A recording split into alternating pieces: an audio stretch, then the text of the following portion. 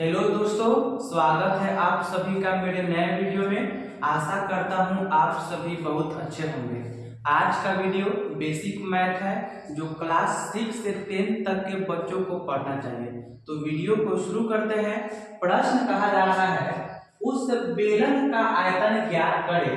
उस बेलन का आयतन ज्ञात करें जिसकी त्रिज्या 7 सेंटीमीटर हो तथा ऊंचाई 2 सेंटीमीटर हो। तो सबसे पहले प्रश्न के अनुसार कहा जा रहा है कि त्रिज्या 7 सेंटीमीटर है। तो त्रिज्या को हम लोग बोलते हैं रेडियस। त्रिज्या को बोलते हैं रेडियस। रेडियस मीन्स क्या होता है? त्रिज्या। ठीक है, इसे हम लोग शॉर्ट फॉर्म में आर कहते हैं। शॉर्ट फॉर्म में आर कहते हैं। तो जब भी हम बनाना शुरू करेंगे तो सबसे पहले हम यहाँ पर क्या लिखेंगे? हल। ठीक है, त्रिज्या दिया गया है 7 सेंटीमीटर। तो यहाँ पर हम क्या लिख लेंगे? त्रिज्या को शॉर्ट फॉर्म में कैसे लिखेंगे? आर के रूप में। तो आर बराबर कितना हो जाएगा? 7 सेंटीमीटर, जो कि हमारा त्रिज्या दिया गया है। उसके बाद ऊंचाई दिया हुआ है 2 सेंटीमीटर। ऊंचाई को हम लोग h से इंडिकेट करते हैं, क्योंकि ऊंचाई को इंग्लिश में हाइट कहा जाता है और हाइट का शॉर्ट फॉर्म क्या हो जाएगा? h हो जाएगा। इसलिए h बराबर कितना लिखेंगे? 2 सेंटीमीटर लिखेंगे। अब हमें ज्ञात क्या करना है? बेलन का आयतन। तो लिखेंगे यहाँ पर बेलन का आयतन बराबर, बेलन का आयतन बराबर होता है पाई आर स्क्वायर एच। बेलन का आयतन क्या होता है? पाई आर स्क्वायर एच। इसको बहुत अच्छे से आप लोग ध्यान में रखिएगा। अगर ये नहीं याद रहेगा तो आप मैथ बना नहीं पाइएगा। बेलन का आयतन ज्ञात करने के लिए पाई आर स्क्वायर एच आपको याद रखना पड़ेगा। ठीक है, तो सबसे पहले मैंने पिछले कई वीडियो में बताया है कि पाई का मान 22/7 रखा जाता है। पाई का मान 22/7 रखा जाता है। तो पाई के जगह पे 22/7 रख दिए।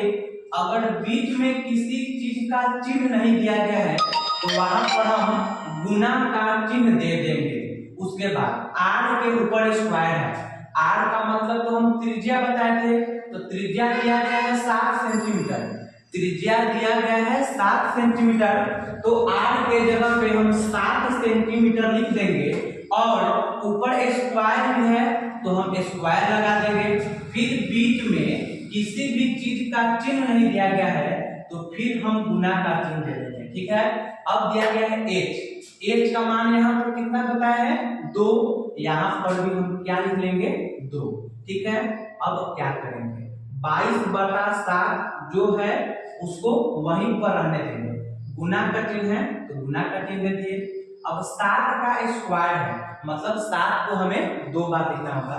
गुना करके भी लिख सकते हैं, लेकिन जो ज्यादा आसान रहेगा कि 7 को हम 2 बार लिख देंगे। फिर गुना है तो गुना दे दिए, 2 है तो दे दिए। अब क्या करेंगे? यह भिन्न के गुना के रूप में आ गया, यानी कि सब के बटा में 1 लगा देते हैं। ठीक है, सब के बटा में 1 लगा दिए तो यह भिन्न के रूप में हो गया। भिन्न यानी कि अंश और हर के रूप में हो गया। अब देखेंगे कौन कट सकता है। जैसे 7 से 7 कट सकता है, लेकिन इसके अलावा अब कोई नहीं है जो कट जाए भिन्न के गुना के अनुसार। तो अब क्या करेंगे? ऊपर में ऊपर से नीचे से गुना कर देंगे। तो जब गुना करेंगे तो 22 दूना 44, 44 में 7 से गुना कर देंगे। 4 सत्ते 28, 4 सत्ते 28 और 2 30, यानी 22 दूना 44, 44 सत्ते 308 बटा 1 1 1, यानी कि 1 में 1 से गुना करें तो 1 आता है। लेकिन किसी भी भिन्न के रूप में 1 नहीं लिखते हैं जब हमें आंसर लिखना होता है। तो यहाँ पे क्या हो जाएगा?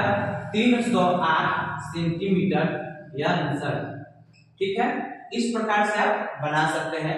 हाँ, एक चीज का और ध्यान रखना है, इस सेंटीमीटर को ऐसे नहीं लिखना है।